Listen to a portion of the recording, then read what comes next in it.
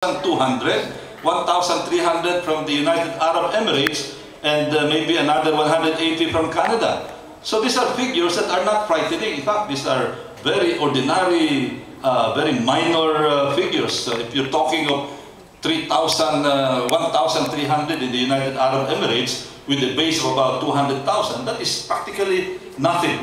But we don't know whether this kind of a trend can be sustained in the coming months. We hope that this will continue, that the OFW reduction is going to be just like that, only very slight and only very insignificant.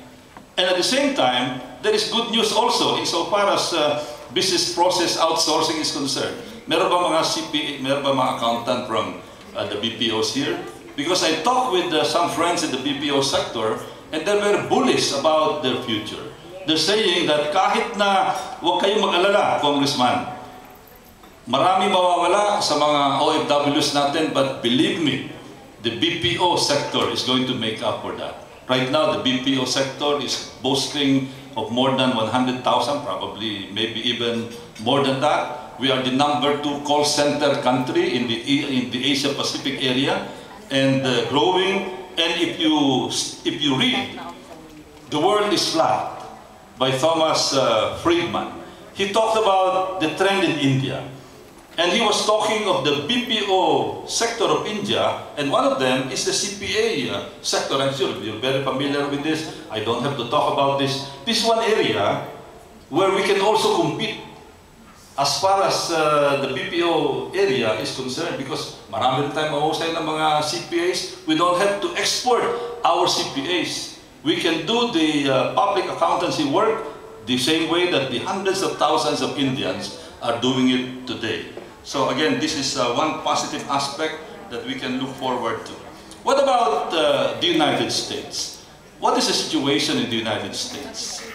Noong una, nung ma-elect si President Obama, a lot of people were expecting that things are going to be turned around very quickly.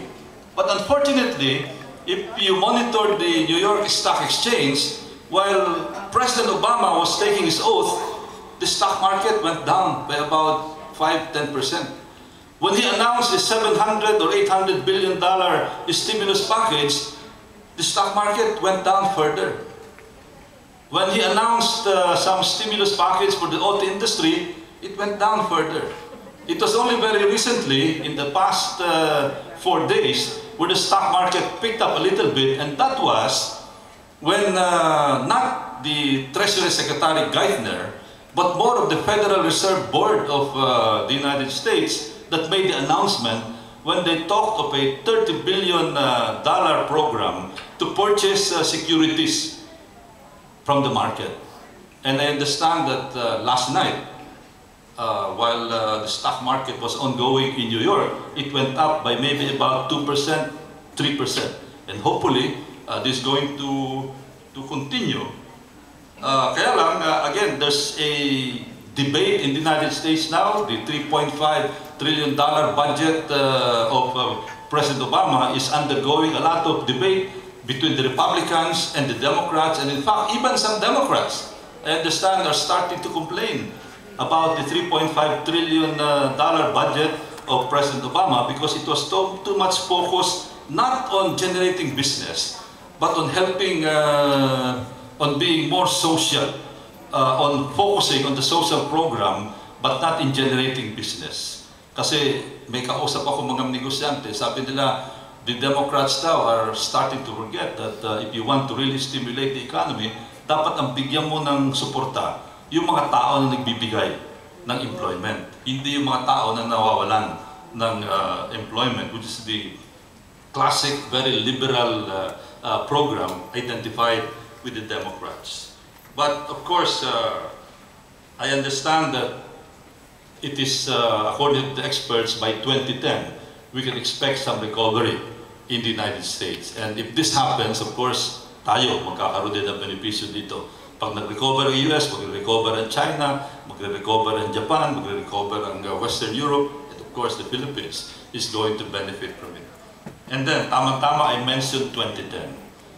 That is the final thing that I would like to talk about, 2010, because that is going to affect all of us. if you're going to ask me who will win in 2010, I'm sorry, I don't have a crystal ball. I don't know what is the answer. But I know who's not going to win. And that is Bayani Fernando, notwithstanding that he appeared before you here. Why? Why? Because in spite of the billions of pesos that he has used to promote, billions of pesos of the government that he used to promote himself, maybe not in spite of, but because of, probably because of, because people sometimes get turned off by his campaign to, I call it, uglify Metro Manila. Not to paint the town red, but to paint the town pink. Alam niyo ang rating niya? I saw the ratings, the latest ratings. Ang rating niya, after everything that he has done, lahat ng mga tarpaulin, lahat ng mga kung ano-ano, not just here, but in other parts of the country. Sa Pangasinan, meron.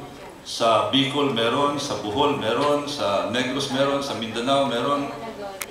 In spite of all of that, ang rating niya 1%. And if you look at the details of his rating, in Metro Manila, he got only 2%. In Metro Manila. Can you imagine he's the Metro Manila governor, but 98% of the people of Metro Manila are not for him. So how can he possibly win? He got a little over 1% in the rest of Luzon, 0 in the Visayas, 0 in Mindanao. So again, I'd like to repeat my prognosis. I don't know who's going to win, but I know who's not going to win. And that is Bayani Fernando. Now, ang pinakamalaking issue, if you ask me, bayaan mo na magsalita yung mga magiging kandidato at whatever level. Presidential, vice presidential, senatorial, etc. etc. Maraming issue yan, sigurado. Pag maglalabasan ng legacy dyan, maglalabasan ng drugs dyan, maglalabasan ng kung ano-ano, si Taser, maglalabasan dyan. But to me, as a citizen, and I ask you, as citizens also, especially you, who are, I would say, IT-driven, like me. Because if there is one guy in this room who's IT-driven, I'm probably one of them, because I cannot live a day without connecting with IT. I end the day with IT, I start the day with IT, Google Alert, Internet, online news, Facebook, etc., etc. iPad, I personally, by the way, you can look me up, you can add me into your Facebook or Roilo Golez, yung pangalan ko doon sa Facebook. I have about almost 4,000 members.